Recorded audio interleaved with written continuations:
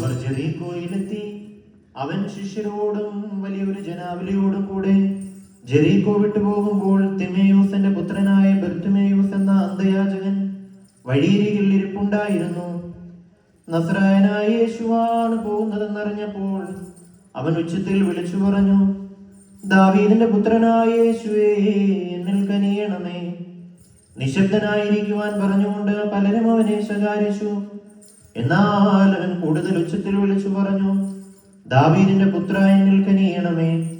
യേശു പെട്ടെന്ന് നിന്നിട്ട് പറഞ്ഞു, അവനെ വിളിക്കുക.